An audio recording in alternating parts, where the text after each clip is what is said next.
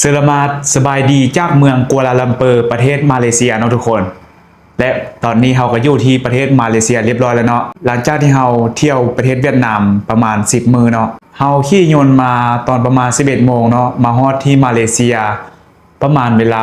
ลาท้องถิ่นของมาเลเซียประมาณ1โมง55นาทีเนาะโมงของมาเลเซียจะไวกว่าประเทศลาว1ชั่วโมงเนาะทุกคนและสำหรับประเทศมาเลเซียนี่จะมีประชากรประมาณ35ล้านคนเนาะและอยู่ที่ตัวเมืองกัวลาลัมเปอร์นี่มีประมาณ2-3ล้านคนเนาะถือว่าบ่ได้แออัดคือกับเมืองโฮจิมินห์เนาะที่มีประมาณ14ล้านคนและมื้อนี้เราก็ย้ายมาที่ประเทศมาเลเซียเป็นที่เฮียมห้อยแล้วเนาะสำหรับมาเลเซียในการนับถือศาสนาแม่นศาสนาอิสลามประมาณ 64% และรองลงมาแม่นศาสนาพุทธเนาะ 18% แล้วก็หลังจากนั้นก็แม่นคริสเตียนแล้วก็มีอีก2-3ศาสนาเนาะสำหรับตัวเมืองกัวลาลัมเปอร์ไปที่สนามบินนี่ห่างเดียวประมาณ35-40กิโลเมตรทุกคนแล้วเราก็ได้นั่งรถบัสอยู่สนามบินมาเนาะ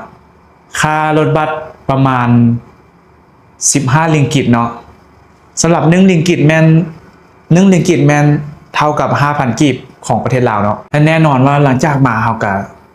ส่วนใหญ่จะเห็นคนอินเดียและก็คนบังกลาเทศก็เพราะว่าในสมัยศตวรรษที่19หาศตวรรษที่20เนาะประเทศมาเลเซียเนาะหรือว่ามาลายูนตอนนั้นเนาะคนมาลายูนตอนนั้นแล้วก็เป็นมาเลเซียในตอนนี้เนาะคือว่าหลังจากที่เขาเจ้าถูกปกครองโดยอังกฤษนั่นเองเนาะแล้วก็ได้เอาแรงงานมาจากประเทศอินเดียเนาะเราเลยเห็นคนอินเดียหลายอยู่ที่มาเลเซียนั่นเองและหลังจากนั้นทางห้องโรงแรมเขาก็ไปซื้ออาหารมาทุกคนอาหารนี่น่าจะเป็นอาหารอินเดียหรือว่าอาหารมาเลเขาก็บ่ฮู้เพราะว่ากินมาซาล่านี่พุ่งขึ้นมาเลยพุ่งขึ้นมาดังนี่เลยเนาะนี่เราจะโชว์ให้ทุกคนเบิ่งเนาะว่าเป็นแบบไหนอาหาร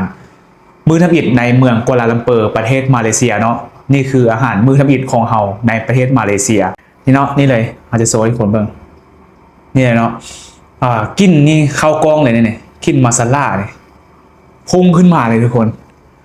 ตอนค่อยออกไปซื้อกินนี่มันจะมีห้านสไตล์นี่แบบว่าสไตล์อาหารแบบมีเข้ามีนี่และที่สำคัญบ่มีบ่วงเนาะ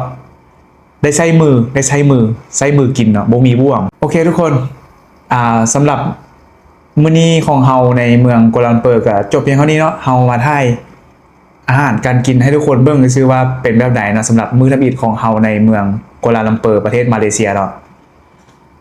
หลังจากมื้ออื่นเฮาน่าจะพาทุกคนไปทัวร์เมืองเนาะว่าเมืองกัวลาลัมเปอร์นี่จะเจริญส่ำใดเนาะเดี๋ยวเราจะพาทุกคนไปเบิ่งเนาะแล้วก็ตอนแรกเฮาน่าจะพาทุกคนไปที่สตรีทฟู้ดที่เมืองกัวลาลัมเปอร์เนาะหลังจากที่เฮาย่างมานี่ย่างเพราะว่ารถบัสจะจอดที่KL Central เนาะKL Central แล้วเฮาก็ย่างมาฮอดโรงแรมเฮาห่างเดียวประมาณ 2-3 กิโลเมตรเนาะแล้วเฮาก็ย่างมาหลังจากที่เฮาย่างผ่านมาเฮาก็เห็นสตรีทฟู้ดเนาะจุดสตรีทฟู้ดของเมืองกัวลาลัมเปอร์เนาะมีคนหลายอยู่แต่ว่าน่าเสียดายที่มื้อนี้เฮายังบ่ได้ไปกินเพราะว่ามันฝนตกทุกคนเลยบ่ฮู้ว่าจะกินหยังเพราะไปใส่กับฝนตกฝนพอดีเช้าพอดีมานี่ฝนห่ำเฮาเลยแล้วเฮาก็ได้ย่างแถวนั้นย่างอยู่แถวนั้นใช้เวลาเกือบ1 2 ชั่วโมงเนาะส่วนที่มาฮอดโรงแรมเฮาได้โอเคเฮาขออนุญาตไปกินข้าวกันเนาะทุกคนและมื้ออื่นตอนเช้าเฮาจะพาทุกคนไปทัวร์เมืองกัวลาลัมเปอร์นำกันและเมืองกัวลาลัมเปอร์จะเป็นแบบใดอย่าลืมติดตามเลยทุกคน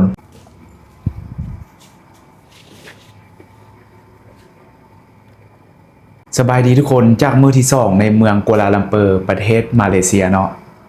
และตอนนี้เวลาที่ประเทศลาวน่าจะประมาณ4 โมงปลายและตอนนี้อยู่ที่มาเลเซียเป็น5 โมงเนาะ5 โมงแรงละตอนนี้เรากำลังจะไปที่ตึกแฟดเนาะทวินทาวเวอร์ในตอนสวยที่ผ่านมาเราไปเบิ่งตึกที่สูงที่สุดอันดับ2ของโลกเนาะ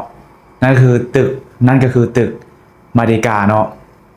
ตึกมาเดกามีความสูง678 เมตรเนาะเป็นห้องตึกเบิร์จคาลิฟาที่อยู่ในเมืองดูไบประเทศ UAE เนาะสหรัฐอาหรับเอมิเรตส์อันดับที่3เป็นตึกเซี่ยงไฮ้ทาวเวอร์เนาะ ตึกที่อยู่ในเมืองเซี่ยงไฮ้ประเทศจีนสำหรับตึกมาเดกามีความสูงประมาณ678เมตรเนาะอันดับที่1ก็คือตึกเบิร์จคาลิฟาที่อยู่ในเมืองดูไบประเทศ UAE นั่นเองเนาะทุกคนมีความสูงประมาณ828เมตรส่วนตึกเมอริกาที่เฮาไปเบิ่งตอนสวยแล้วเนาะนี่เลยเฮาจะให้ขึ้นโฮมให้ทุกคนเบิ่งสำหรับตึกอันดับ3ที่สูงที่สุดในโลกก็คือเซี่ยงไฮ้ทาวเวอร์มีความสูงประมาณ632เมตรเนาะเท่าที่ค่อยเที่ยวอยู่เวียดนามอันนี้โฮมเลดนี่บ่เห็นบันไดเลยนะยังเก่งเห็นกับบ่ฮอด3คนซ้ำแต่ว่ามาเลเซียนี่ย่างไปแถวไซน่าทาวน์เลยนึกว่าอยู่อินเดียหรือว่าอยู่บังกลาเทศแล้วก็กินเงียวนี่โโคตรโหดเลยหรือว่ามันน่าจะเป็นแถวๆไปเนาะบางทีก็แม่นแถวที่ค่อยอยู่น่าจะยังบ่เจริญหรือว่าแนวใดค่อยก็บ่เข้าใจเพราะว่าเห็นแต่โฮมเลดทุกคนเหม็นเงียวเหม็นโคตรรู้โคตรแบบว่าโคตรบ่ประทับใจปานใดเนาะทุกคนโฮมเลดแบบนี้น่าจะอันตรายแน่ๆทุกคนเนาะถ้าทุกคนมาแนะนำว่าอย่ามาพักแถวแปะนี่เนาะต้องได้ไปพักอยู่แถวแปะทวินทาวเวอร์เนาะสำหรับทวินทาวเวอร์ตึกแฟดนี่ห่างจากโรงแรมของคอยประมาณเกือบ2กิโลจะน้อยค่อยจะย่างไปเบิ่งแล้วเนาะแล้วเราจะพาทุกคนไปเบิ่งบรรยากาศอยู่ที่ตึกแฟดเหมือนกันเนาะว่าเป็นแนวใดในตอนแรงเราจะไปชมบรรยากาศในเมืองกัวลาลัมเปอร์ตอนแรงนำกันเนาะว่าเมื่อวานว่าจะไปอยู่แต่ว่าฝนตกก่อนทุกคนและมื้อนี้เราจะพาทุกคนไปเบิ่งเมืองกัวลาลัมเปอร์ในตอนค่ำเนาะว่ามันจะคึกคักซ้ำกับโฮจิมินห์บ่หรือว่าแนวใดโอเคทุกคนตอนนี้เรากำลังย่างไปเนาะยังอีก 1.7 กิโลเมตรก็สิฮอดตึกแฟดแล้วเนาะแต่ตอนนี้เราจะให้ทุกคนได้เบิ่งบรรยากาศในเมืองกัวลาลัมเปอร์เนาะนี่คือศิลปะเนาะในตัวเมืองของกัวลาลัมเปอร์หลังจากย่างผ่านแต่ละบอดมันจะมีแบบว่าศิลปะแบบว่ามีฮูปศิลปะแต้มฮูปอยู่ที่อาคารต่างๆเนาะคนอยู่เมืองกัวลาลัมเปอร์เฮาไม่อยู่เมืองกัวลาลัมเปอร์นี่เฮาเห็นหลายขนาดโดยเฉพาะตัวนี้ก็ถือว่าเป็นงานอาร์ตที่งามเลยล่ะทุกคนและนี่ก็มีฮูปอยู่ส่วนใหญ่จะเป็นตึกสไตล์เก่าทุกคนเพราะว่ามาเลชื่อปกครองโดยอังกฤษตอนนั้นแล้วก็อาคารเก่าๆก็ยังมีโรงเรือหลายอันอยู่โอเคเดี๋ยวตอนนี้เรากำลังจะย่างไปที่ตึกแฟดแล้วเนาะเดี๋ยวไปฮอดตึกแฟดเราจึงจะได้ถ่ายให้ทุกคนเบิ่งอีกเนาะโอเคทุกคนตอนนี้เรามาอยู่ที่จุดตึกต่อหน้าตึกแฟดแล้วเนาะเดี๋ยวเราจะให้ทุกคนเบิ่งเนาะนี่คือบรรยากาศหน้าตึกแฟดหรือว่าทวินทาวเวอร์เนาะเปโตนัสทวินทาวเวอร์ที่สร้างนี่เนาะได้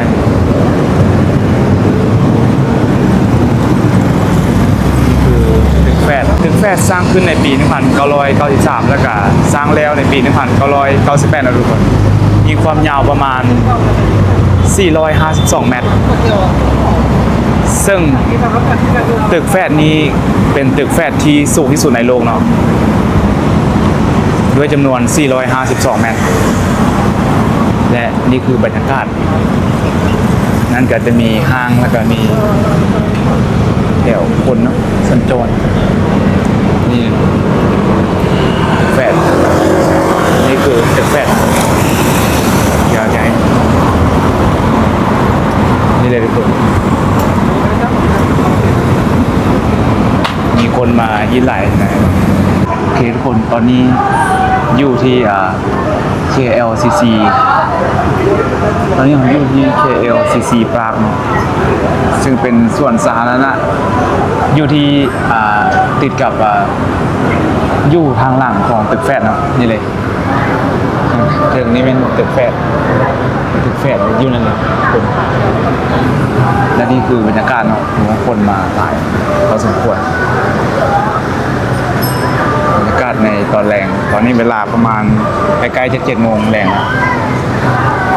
แต่ถ้า ประเทศลาวตอนนี้เป็น6 โมงอยู่มาเลตอนนี้7 โมง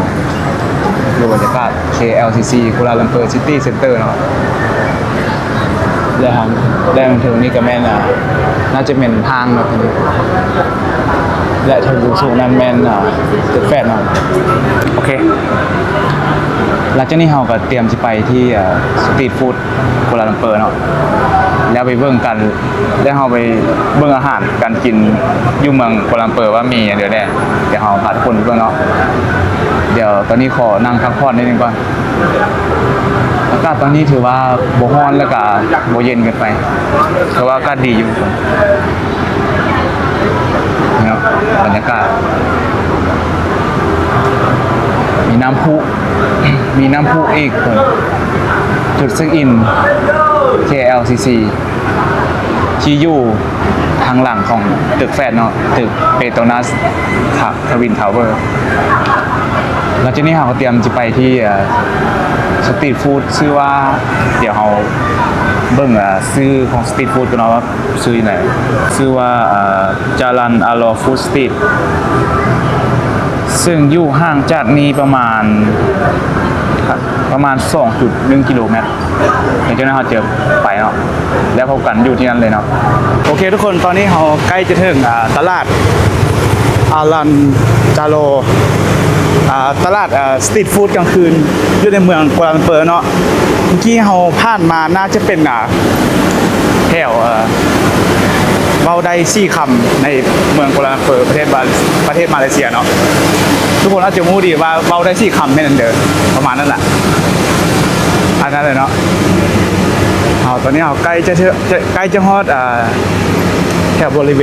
เวณสตรีทฟู้ดแล้วเนาะเดี๋ยวเรากำลังย่างไปแล้วตอนนี้แถวนี้น่าจะเป็นแถวสุขสนและอยู่ต่อหน้าเฮานี่เนาะทุกคนที่เฮาซีไปนี่แม่นตึกมาดากาตึกที่สูงที่สุดอันดับ2ของโลกเนาะแต่ตอนนี้เรากำลังจะไปที่สตรีทฟู้ดนะเดี๋ยวไปเบิ่งกันว่ามีอาหารเดี๋ยวกินมันจะเป็นทางที่เห็นแล้วทุกคนเดี๋ยวเราจะพาทุกคนไปเบิ่งเนาะว่ามีอะไรกินจะมีหลายอย่างส่วนใหญ่จะเป็นประเภทข้าว这个 chanting for mango lollipop. What is this? Bubble milk, mango, and avocado. Can I have one? Yeah. นี่คือน่าจะเป็นน้ำบางใบเนาะ chanting เป็น for mango ส้มเดียว lollipop. สามอย่าง Can I scan?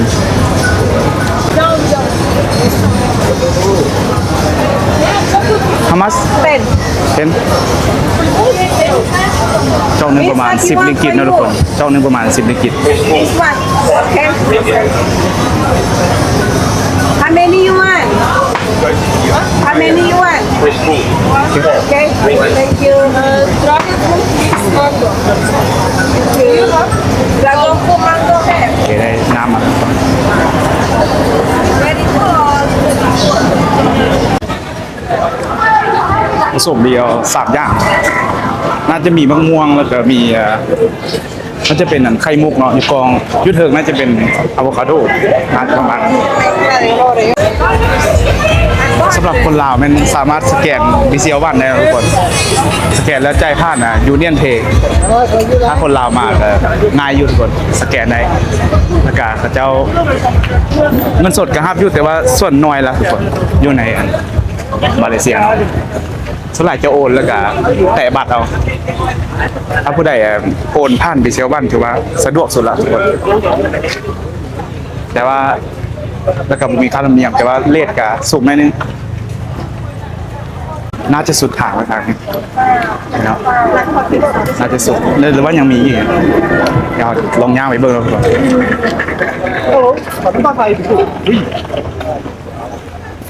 Thank you. 市中心，法国选组成了游行队伍正在。เหตุผลตอนนี้เราย่างมาอีกทางนึงแล้วเนาะเพราะว่าทางนั้นเมื่อกี้เป็นสุดทางนั้นละยังกลับมาอีกทางที่เรามาเมื่อกี้เนาะกลับมาอีกทางนึงครั้งนี้คนหลายเลย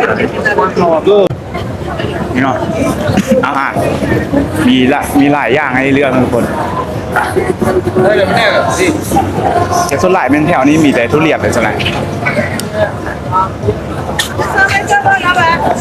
ทุเรียนมะม่วงเต็มเลยนี่คืออาจเป็นอาหารจีนเนาะนี่เนาะมีสองฝากมีอาหารให้เลือกหลายอย่างมีครบจบที่สตรีทฟู้ดนี่คนตอนนี้คนหลายเลยใช่ไหมคนหลายนะอาหารมีหลายอย่างแต่ว่าคนหลายเลยคนหลายก็อาหารน้องข้าวก็มีหลายอาหารส่วนใหญ่เป็นอาหารจีนอาหารอินเดียเนาะอาหารมาเลย์ก็มีผสมผสานเดียวส่วนใหญ่โอเคทุกคนก่อนกลับห้องเขาจะให้ทุกคนเบิ่งบรรยากาศในจะเบิ่งตึกเมอร์เดกา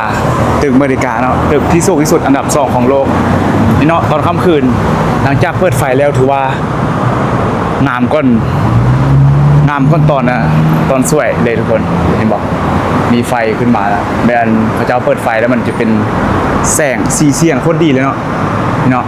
ก่อนจะกลับห้องเดี๋ยวให้ทุกคนดูบรรยากาศนี่ครับตอนนี้เรากำลังจะกลับไปห้องแล้วเมื่อกี้กินแต่น้ำเมื่อกี้อ่ะไม่ได้ซอกกิน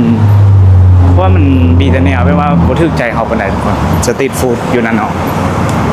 อาจารย์นี่ก็น่าจะไปซอกกันกินอยู่แถวโรงแรมเขาแล้วเนาะไปซอกกินอยู่แถวโรงแรมดีกว่า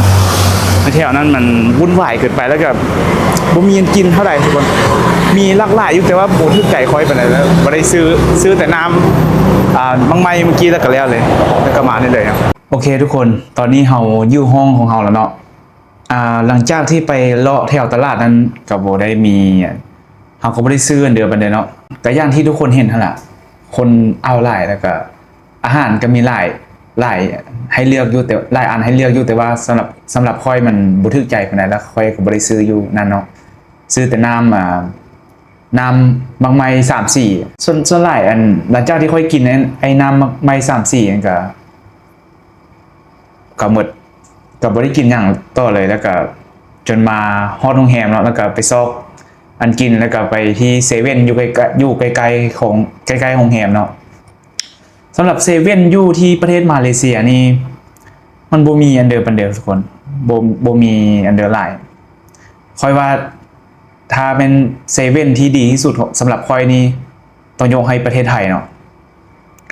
ดีแบบดีเลิศชิบหายเลยอ่ะดีโคตรดีเลยอยู่แต่ว่าอยู่มาเลนี่ผมมีอันเดียวให้เลือกอันเดียวอยู่เวียดนามก็คือเดียวสำหรับคอยมันnumber 1ของ7-Elevenนี่มันของประเทศไทยเนาะแต่น่าจะซูชิกับของญี่ปุ่นเนาะคอยว่าหลังจากที่เราย่างมาห้องโรงแรมแล้วเราก็ไปซ้อนกินอยู่ที่เซเว่นเนาะหลังจากซ้อนกินอยู่เซเว่นเราก็ไปเห็นมีนี่เนาะมีของบริษัทแม็กกี้ทุกคนมีของแม็กกี้หลายคนอาจจะเห็นแม็กกี้อยู่บ้านอยู่ประเทศลาวนั้นมีแต่เป็นซีอิ๊วเนาะแต่ว่าอยู่มาเลเซียนี่ส่วนหลายจะเห็นเป็นส่วนหลายจะมีเมนูอื่นพร้อมอยู่มาเลเซียนี่แบรนด์แม็กกี้มีสำเร็จรูปนำทุกคนในมีจอกเลยเนาะนี่เราซื้อมาแล้วนี่เลยเนาะนี่เลยนัดอันเป็นมีเผ็ดในนึงทุกคนแต่ตอนนี้ยังต้มนี่เนาะเป็นแบรนด์ของแม็กกี้เนาะนี่เลยแบรนด์แม็กกี้เดี๋ยวเขาจะลองซิมให้ทุกคนเบิ่งเนาะแล้วก็อันหลังจากไปซื้อมี่มาแล้วเขาก็ไปซื้อไก่น่าจะเป็นไก่ทอดบอกไก่แบบไก่ทอดแต่ว่าใส่เป็นหมักเป็นคล้ายๆสไตล์อินเดียเนาะนี่เนาะเป็นสีแดงเลยเป็นร้านอาหารอินเดียเนาะร้านอาหารอินเดียหรือว่าร้านอาหารบังกลาเทศนี่แหละเพราะว่าส่วนใหญ่อยู่ที่ประเทศมาเลเซียนี่มีแต่คนบังกลาเทศแล้วก็คนอินเดียทุกคนและแถวเฮาอยู่กับแม่นคือเดียว ส่วนใหญ่มีแต่ร้านอาหารอินเดียร้านอาหารมาเลก็มี แต่ว่าส่วนใหญ่จะเห็นแต่คนอินเดียแล้วก็คนบังกลาเทศอันที่สำคัญค่อยลืมบอกทุกคนว่า หลังจากที่เราย่างไปอินอยู่ที่แปะกับตึกแฟดเนาะเขาย่างผ่านมาเขาเห็นตัวหนูใหญ่2 ตัวแล้วก็ส่วนใหญ่อยู่มาเลเซียที่เขามาอยู่นี่ประมาณ2 มื้อแล้วเนาะเขาเห็นแต่คนโฮมเลสทุกคนไร้บ้านคนให้บ้านนะคนบ่มีบ้านอยู่บ่มีนะแปลว่ายักนอนที่เหลือก็นอนอยู่นั่นเลย ถือว่าเป็นสิ่งที่ค่อยบริคาดหวังเลยว่าจะมีอยู่นี่ว่าจะเห็นแบบนี้อยู่ในมาเลเซียเนาะเพราะว่าค่อยอยู่เวียดนามมา10 มื้อก็บ่ได้เห็นแบบนี้เลยนะมาอยู่มาเล2 มื้อก็เห็นแบบนี้เกือบ20 คนละคนนั้นโฮมเลสทุกคนโอเคคือว่าหอมทุกคนหอมเครื่องเทศหอมสมุนไพรหอมเครื่องเทศแล้วก็หอมสมุนไพรเนาะสำหรับไก่ทอดตัวนี้เป็นไก่แดงๆเนี่ยนี่เนาะเดี๋ยวเราจะมาลองชิมไก่ทอดเลย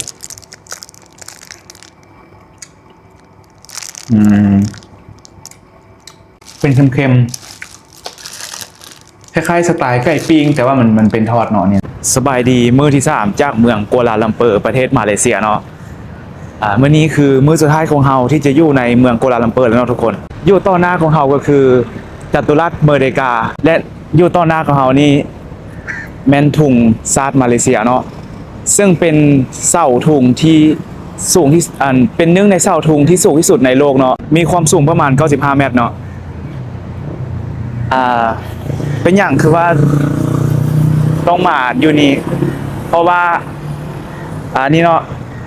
เมอร์เดกาสแควร์หรือว่าจัตุรัสเมอร์เดกามันเป็นที่ที่ประเทศมาเลเซียประกาศเอกราชในปี 1957 ในวันที่ 31เป็นมื้อที่ประเทศเป็นสถานที่ที่มาเลเซียประกาศเอกราชในวันที่ 31 สิงหาคม ปี 1957 เนาะหลังจากเสาธงนี้ตอนนั้นแม่นเป็นมื้อที่ธงของอังกฤษธงของประเทศอังกฤษถูกดึงลงแล้วก็เป็นการดึงธงชาติมาเลเซียขึ้นเป็นข้างทบิดเนาะในปี 1957 และสถานที่ที่อยู่ต่อหน้านี้ก็คือสถานที่ต่อหน้าเป็นสถานที่ที่ประเทศมาเลเซียประกาศเอกราชเนาะถือว่าเป็นสถานที่สำคัญอีกหนึ่งสถานที่ที่อยู่ในเมืองกัวลาลัมเปอร์ประเทศมาเลเซียนั่นเองสำหรับคลิปนี้เราก็ปิดจบที่เมอร์เดกาที่จัตุรัสเมอร์เดกานี่แหละทุกคนที่เมืองกัวลาลัมเปอร์ของเราก็จบเพียงเท่านี้เนาะขอบใจทุกคนที่เบิ่งมาจนฮอดตอนนี้แล้วพบกัน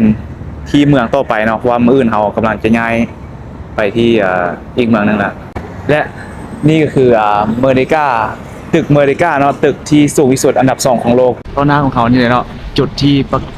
ประเทศมาเลเซียประกาศเอกราชเนาะในปี 1957 จากอังกฤษและธงนี้ก็คือเป็นธงที่ใหญ่แล้วก็เป็นเสาธงที่เป็นหนึ่งในเสาธงที่ใหญ่ที่สุดในโลกเนาะมีความสูงประมาณ95 เมตรนี่เนาะทุกคนถือว่าอลังการดีนะถ้าทุกคนมาที่กัวลาลัมเปอร์อย่าลืมมาที่สถานที่แห่งนี้ด้วยทุกคนเพราะเป็นหนึ่งในสถานที่สำคัญของเมืองกัวลาลัมเปอร์และกับประเทศมาเลเซียเนาะนี่เลย